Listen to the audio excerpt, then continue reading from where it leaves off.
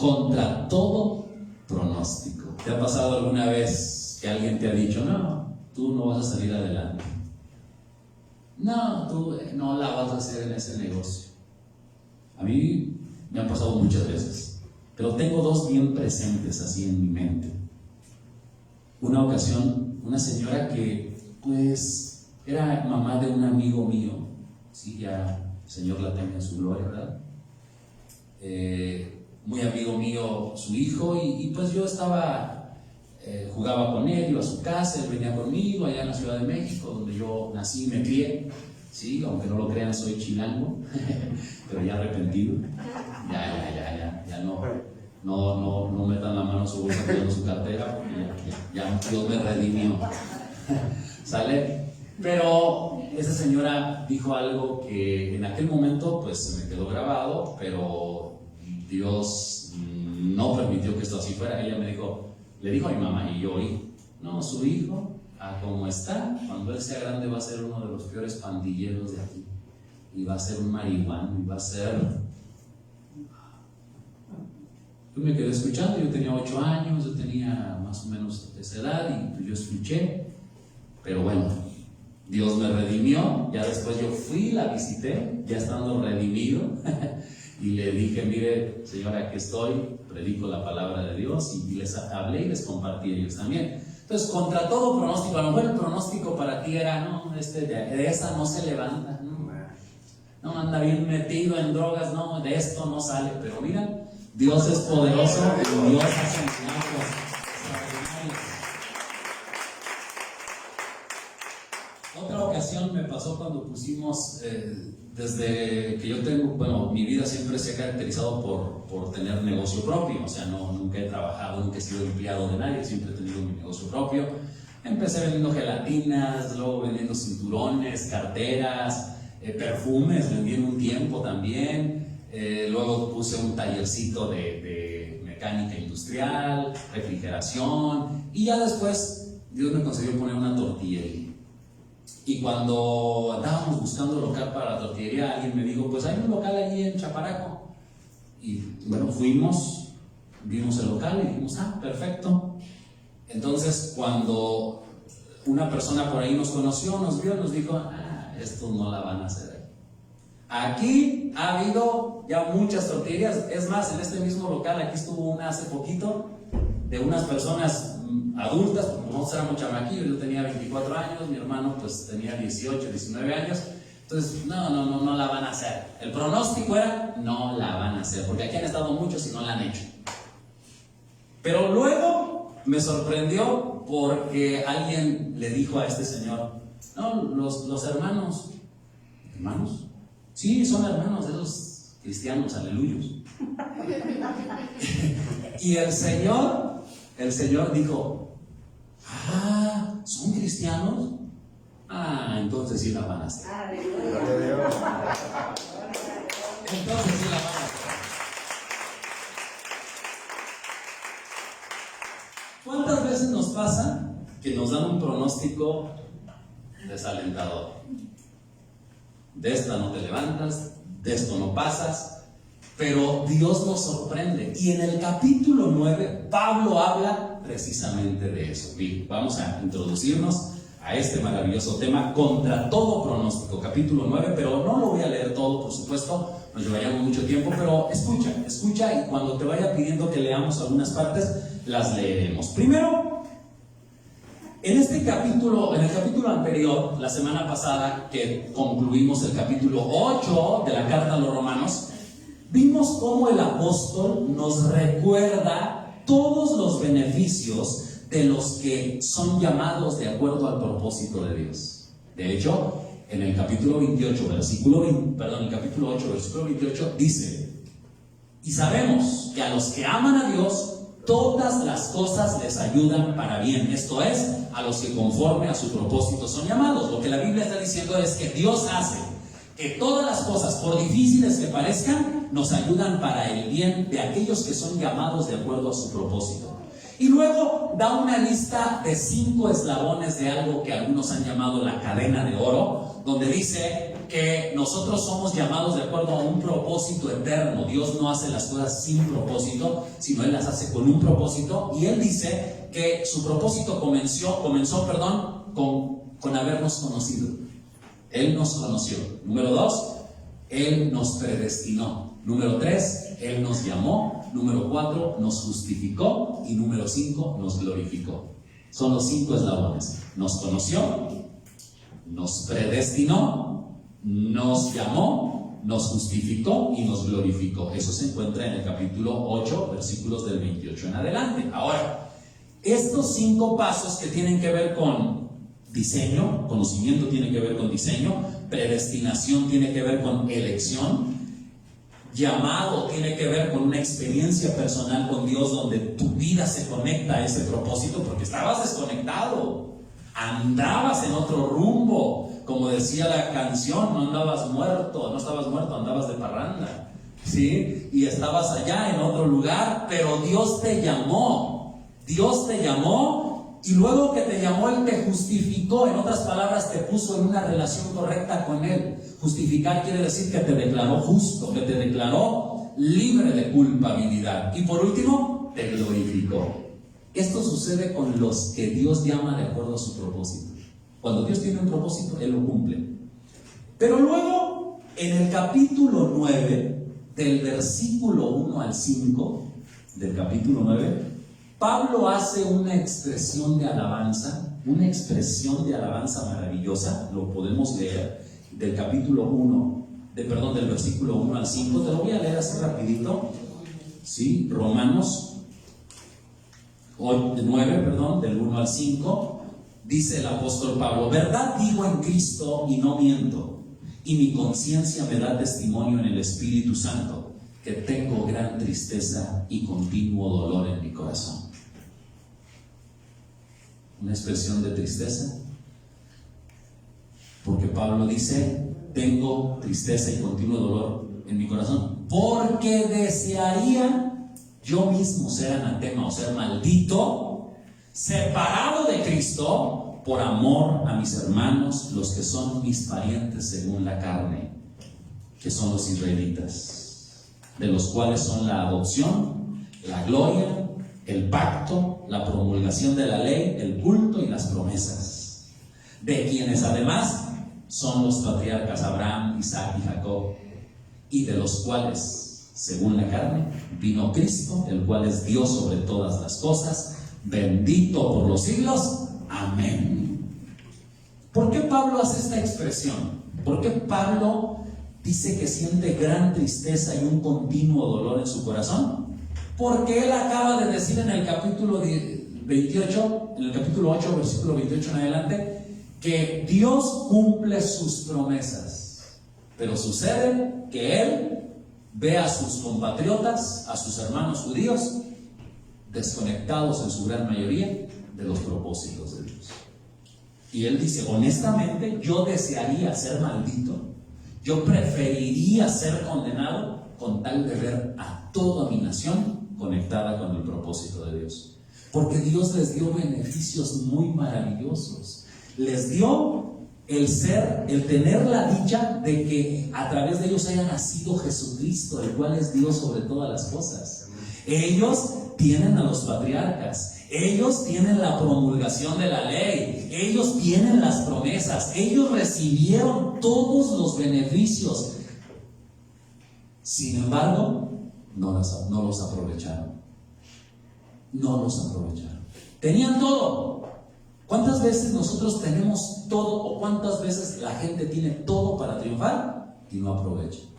Se ven tantas historias donde personas que nacen en un seno familiar donde hay escasos recursos, donde está papá y mamá. Papá trabaja mucho, mamá es una mujer hogareña, tienen muy buena economía, tienen un muy buen negocio, los hijos tienen todo para triunfar, y sucede que en lugar de obedecer y en lugar de aprovechar todos los recursos que sus padres tienen, comienzan a desviarse por caminos equivocados Y contrario a eso, muchos jóvenes que viven vidas bien difíciles, vienen de padres divorciados, pero divorciados, y no solo divorciados, sino padres que se pelearon, que discutieron, que hicieron cosas terribles, y luego los hijos salen adelante. O sea, nos encontramos con ese mundo paradójico, ¿no? Donde gente que tuvo todo no lo aprovechó, y a veces gente que no tuvo nada diciendo, híjole, si yo hubiera tenido la oportunidad que tuvo este brother, yo lo hubiera aprovechado, pero no la tuve. Pero esta persona contra todos los pronósticos sale adelante. Entonces lo mismo, dice Pablo, le pasó al pueblo de Israel. Tenían todo. Ahí mismo tuvieron a Jesucristo, ahí mismo tuvieron al Rey de Reyes, ahí mismo tuvieron al Señor de Señores. ¿Pero qué sucedió? No aprovecharon. Y ya a partir del versículo 6, responde Pablo a una pregunta tácita, oculta y lógica, muy lógica, que todos pudieran hacer cuando Pablo dice: el pueblo de Israel, que tenía todo, no pudo aprovechar, no pudo hacer valer lo que Dios le había dado. Entonces, dada esa situación, surge una pregunta. ¿Cuál es la pregunta? ¿Acaso Dios no cumple su palabra? ¿Acaso Dios no cumple sus promesas? ¿Qué sucede? Y la respuesta que Pablo da es llevar a cabo un análisis completo, maravilloso, sobre el ministerio de la elección y la predestinación. Escucha, el misterio de la elección y la predestinación. Que este misterio, lo llamo misterio porque es algo que los seres humanos hemos batallado para entender. O sea, Dios elige, Dios predestina. Y de hecho en el mundo religioso existen dos corrientes: la corriente que se conoce como el arminianismo y la corriente que se conoce como el calvinismo. El calvinismo dice: Dios elige, y por lo tanto, si tú eres elegido, entonces vas a ser salvo. Pero si no eres elegido, por más que le luches y por más que le hagas, vas a condenarte porque tú no eres elegido.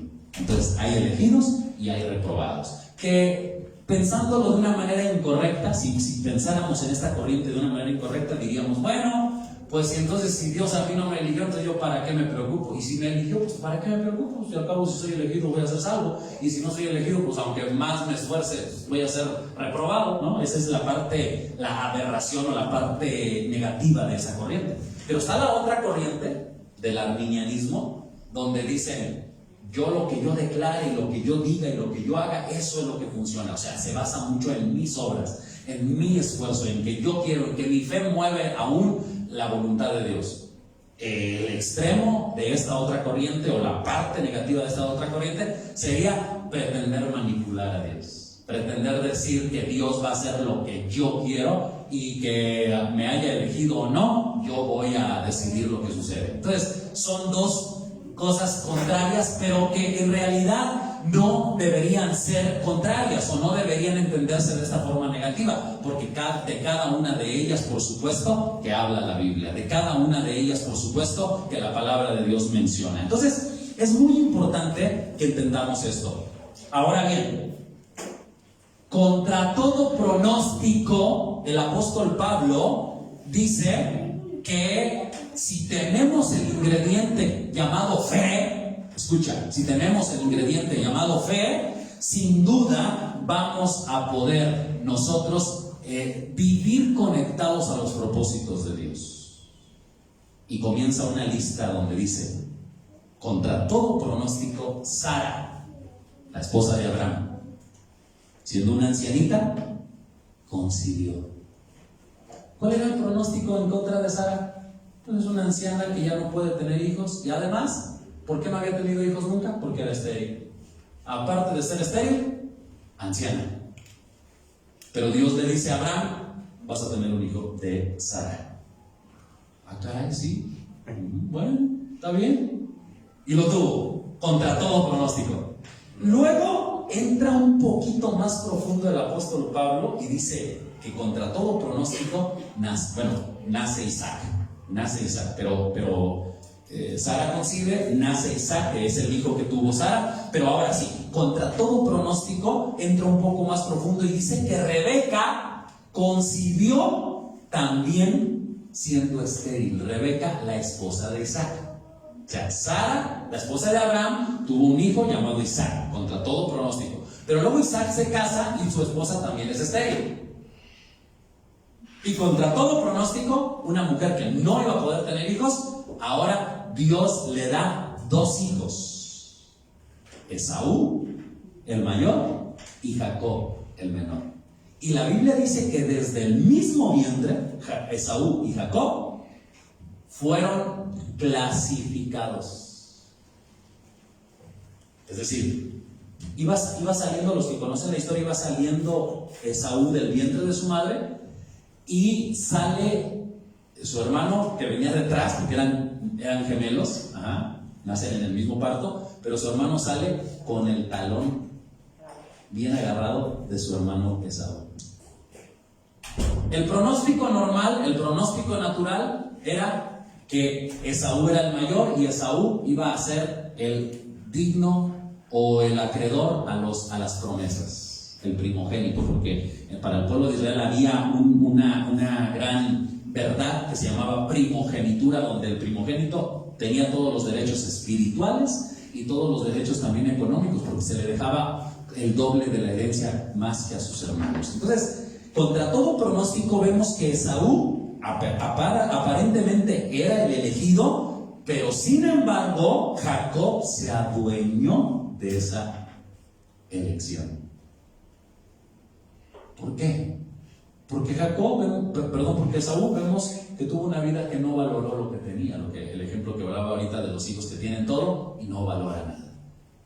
Y otros hijos que su papá dice, no, tú no, tu hermano va a venir conmigo, pero tú no. Así como cuando nos sentimos despreciados. Muchos a veces en la familia nos hemos sentido despreciados.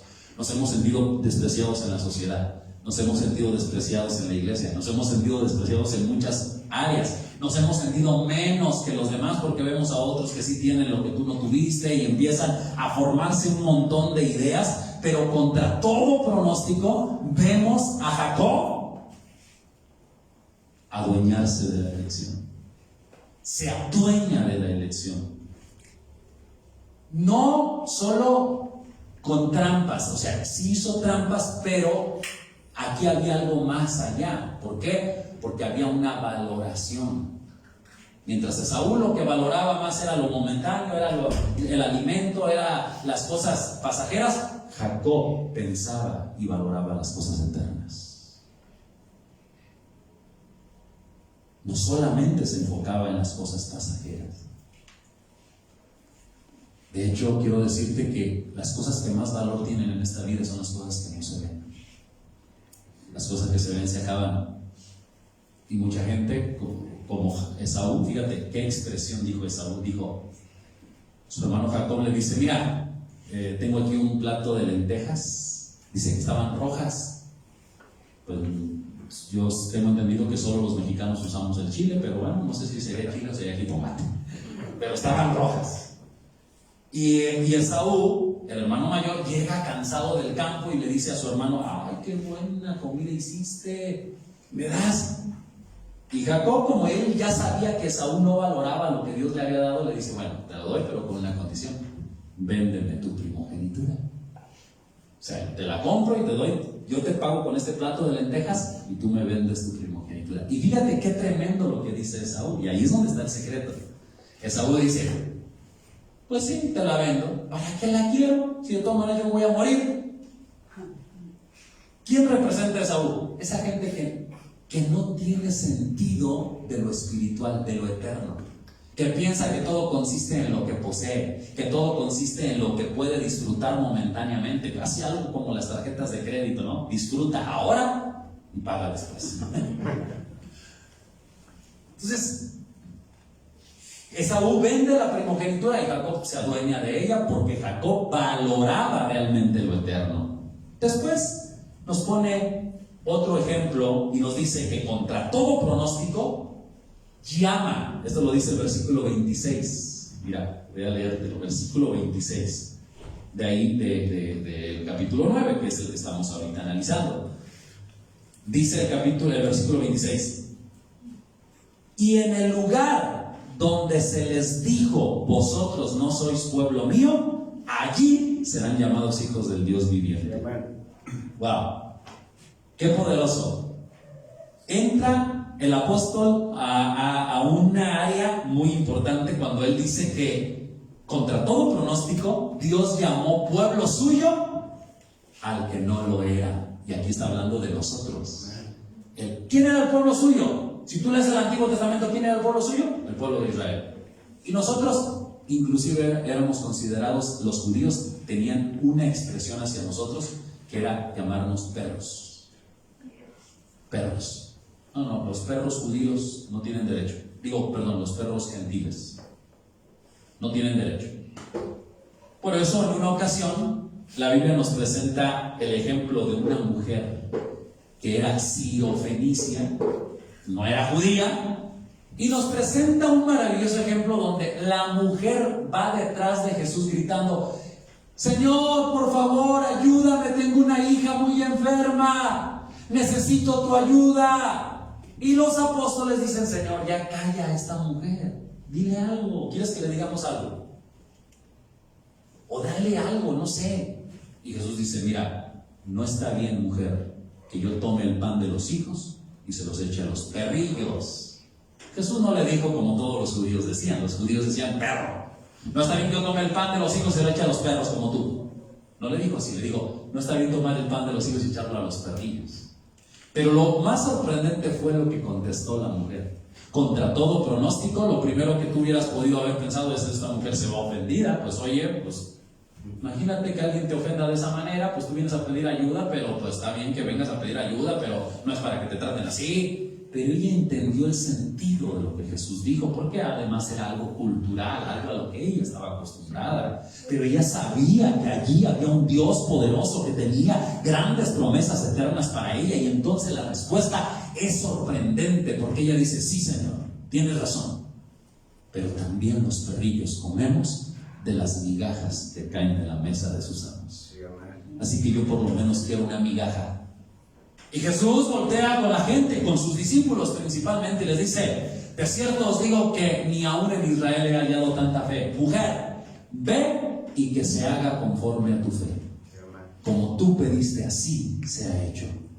¿Por qué? Porque lo sorprendente fue que esta mujer, contra todos los pronósticos, contra todo pronóstico, ella decidió creerle a Dios. Por eso tú y yo no éramos considerados pueblo. No nació de México el Mesías. No somos nosotros los que recibimos la ley. No somos nosotros los que vimos el fuego en una zarza. No fuimos nosotros los que escuchamos la voz en un monte donde Dios estaba con su propio dedo escribiendo los 10 mandamientos. No fuimos nosotros. Pero sí somos nosotros, creación de Dios, y somos adoptados hijos de Dios, y tenemos la oportunidad de creerle a Dios.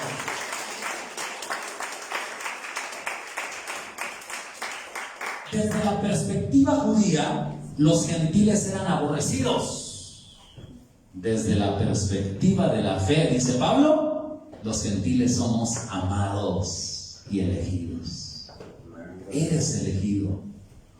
Pero no lo eras, pero lo eres. ¿Por qué? Porque creíste, porque te atreviste, porque confiaste en Dios.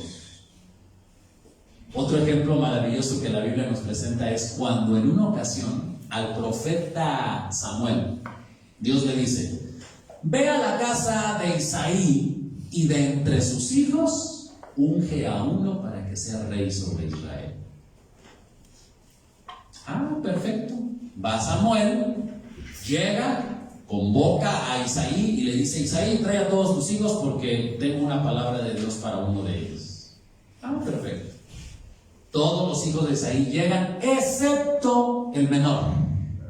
Al menor lo dejaron encargado de las ovejas, mientras que ellos estaban en la ceremonia oficial con el profeta Samuel.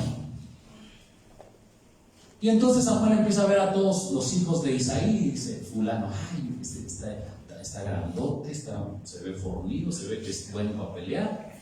Este mero va a ser, sí. y enseguida oye la voz de Dios que le dice: no, este no es. Bueno, me equivoqué. Entonces va a ser este otro. Sí, no está tan fuerte como el otro, pero también la hace. Sí, hace. Y Dios le vuelve a decir: este tampoco es. Por fin van pasando los hijos y ya en un momento Dios le dice: mira, Samuel, no veas las apariencias. ¿Qué no has aprendido? Eres profeta de Dios. ¿No has aprendido que Dios no ve las apariencias? ¿No has aprendido que Dios no se basa en las circunstancias? A Dios no le interesan tus circunstancias. Si Él dice algo, Él lo va a hacer. Eso es la fe, porque Él es el Dios de lo imposible. Entonces, cuando pasan todos los hijos, Samuel dice: bueno, pues no es ninguno. Isaí, ¿qué no tienes otro hijo más? Bueno, sí tengo otro, la verdad que sí tengo otro, pero pues ese que cuida las ovejas es un chiquillo que no creo que vaya a ser ese. No, tú tráelo, porque yo de cierto no voy a comer hasta que no haya venido tu último hijo. Lo llaman, ahí va David. Y cuando llega, inmediatamente viene palabra de Dios al profeta Samuel y le dice: úngelo, porque este es. Lo llama, lo unge, y a partir de ahí dice la Biblia que el Espíritu Santo reposó sobre David y empezó una historia de grandes victorias y grandes hazañas, porque él era el elegido. Contra todo pronóstico, un chiquillo que no podían dar ni un centavo por él fue elegido para cumplir una gran tarea delante de Dios. Dios no ve las apariencias, Dios ve el corazón. Dios ve, no se basa en las circunstancias. Por eso yo quiero decirte una cosa. Mira, a mí me pasó, yo muchas veces no creí en mí. Muchas veces batallé tanto por creer en mí, pero Dios me decía una y otra vez: tú vas a hacer esto, tú vas a hacer aquello, tú vas a hacer lo otro. Y yo quiero decirte algo: cuando Dios te dice o te pide algo a ti, te dice que vas a hacer algo, o te dice que hagas algo, o te pide que le des algo, es porque Él ya te dio todo para que tú se lo des. Sí, amén. Mi pastor ponía un ejemplo. Supongamos que yo me voy a vivir a otra ciudad y yo le digo a Roberto: ¿sabes qué, Roberto? Te voy a dejar por aquí mi cuenta bancaria y yo te voy a estar depositando, bueno, en tu cuenta, para no hacer tantos enredos y tú puedas manejarla bien. Tu cuenta, yo te voy a estar depositando porque estoy haciendo un trabajo en un lugar muy lejano, pero estoy ganando en euros y estoy ganando mucho, y te voy a depositar ahí pues algunos milloncitos. ¿Sí? ¿Estamos de acuerdo, Roberto? Perfecto. Entonces tú me lo vas a allá administrar, y pues tú también puedes hacer uso de eso, de todo eso, ¿no? Y todo.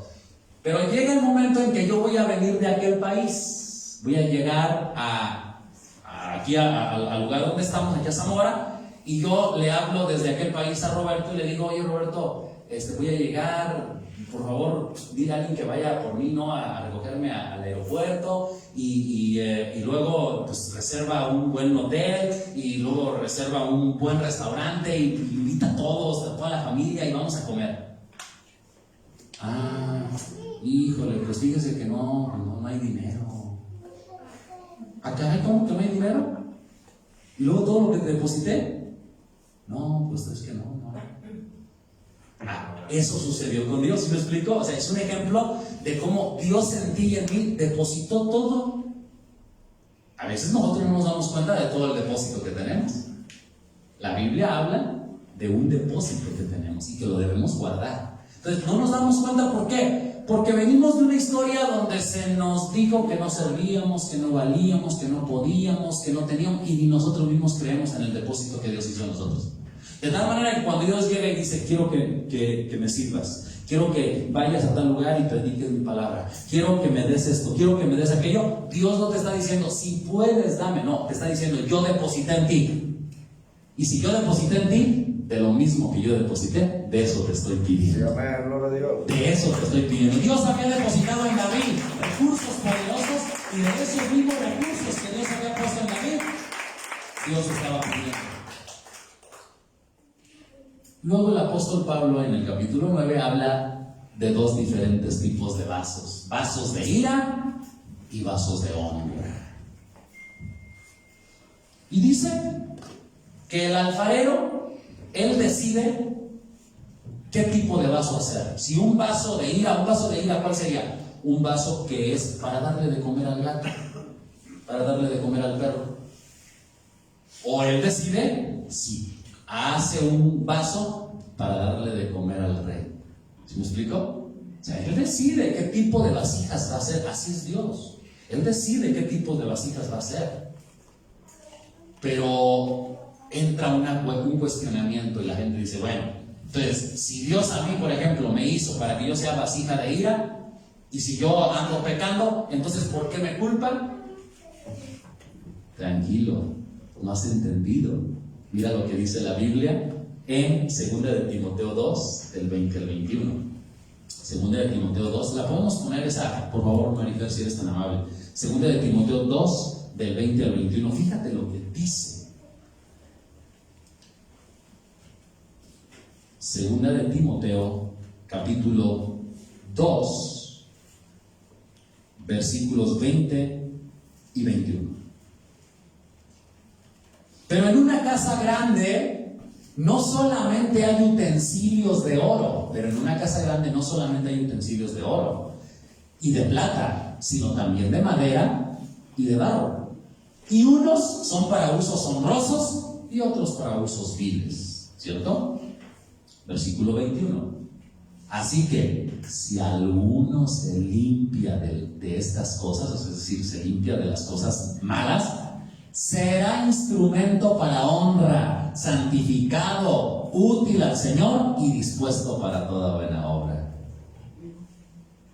Esto es cuestión de decisión. Sí, Dios hizo elecciones y Él en su soberanía sabe cada detalle y sabe cada situación, pero a ti y a mí nos dio voluntad y nos dio la capacidad de tomar decisiones. Por eso hoy el apóstol Pablo nos invita a que nos limpiemos de cosas negativas, nos limpiemos de pensamientos negativos, nos limpiemos de fracasos, nos limpiemos de prejuicios, nos limpiemos de baja autoestima y le creamos a Dios y seamos así, de esta manera, instrumentos para honra, santificados y útiles al Señor. Dile al que está a tu lado, tú puedes ser útil al Señor. Tú puedes ser útil al Señor. Claro, Dios quiere utilizar tu vida y dispuesto para toda buena obra. Dispuesto para toda buena obra. Lo quitamos. Muy bien, seguimos. Dispuesto para toda buena obra. Entonces, es muy importante entender esto. Conclusión. Vamos a concluir esto que el apóstol Pablo enseña en el capítulo 9. Dice, a partir, escúchalo, te lo voy a leer la conclusión, ¿sí? Escúchalo atentamente. ¿Qué concluiremos? Dice el apóstol Pablo. ¿Qué concluiremos? Pues que los gentiles, es decir, nosotros, que no buscaban la justicia, la han alcanzado contra todos los pronósticos.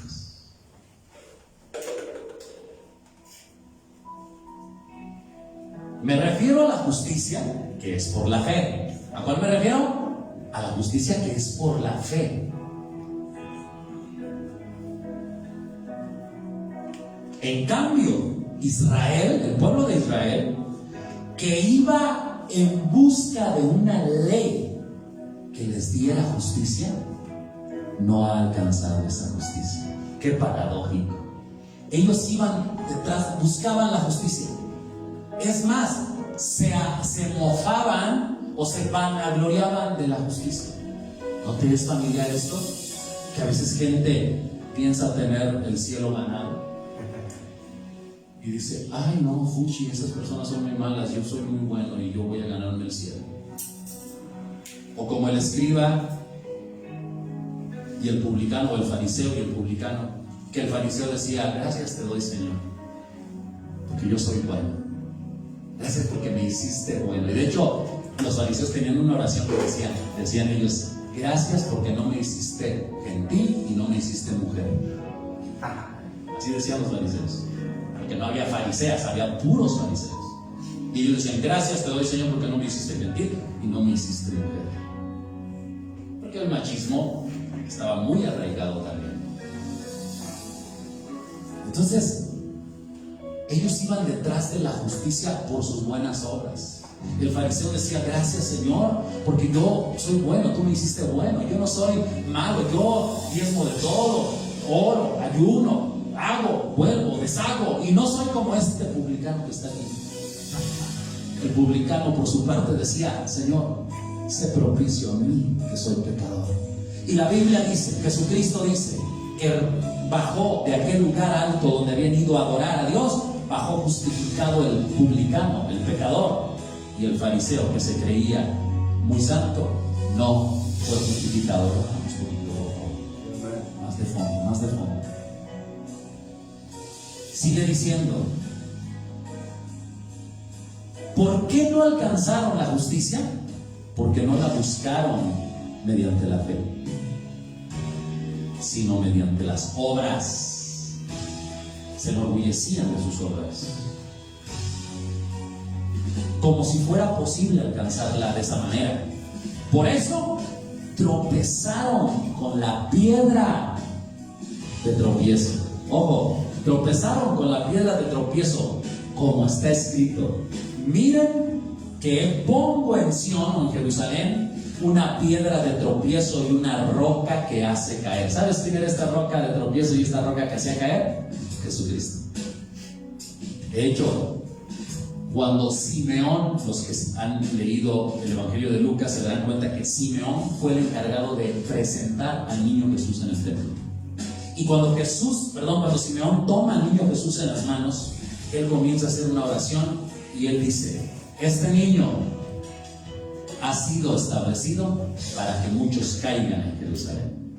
Van a caer, va a ser una piedra de tropiezo. ¡Qué terrible! Va a ser una piedra de tropiezo. ¿Para quién? Para los que se creen buenos, para los que se creen justos, para los que piensan que por sus buenas obras van a ganarse el cielo. Pero a la vez, este niño, dice Simeón, así como va a ser una piedra de tropiezo, va a ser una roca que dé vida y que levante a los que están condenados por la religión, a los que se sienten que no son dignos, y les diga: hey, levántate, porque a ti, si Dios te creó, si Dios te diseñó, es porque Él creyó en ti, y es porque Él tiene un propósito eterno, que tú también lo debes creer. Por eso dice: miren que pongo en Sión una piedra de tropiezo y una roca que hace caer. Pero, y estos peros a mí me gustan mucho, pero el que confíe en Él no será defraudado.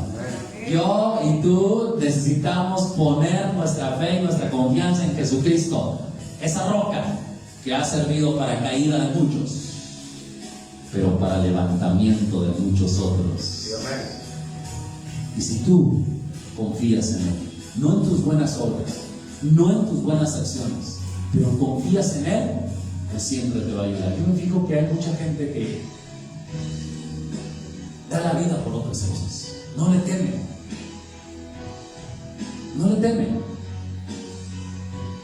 Da la vida por un grupo delictivo, da la vida por una religión, da la vida por otras cosas.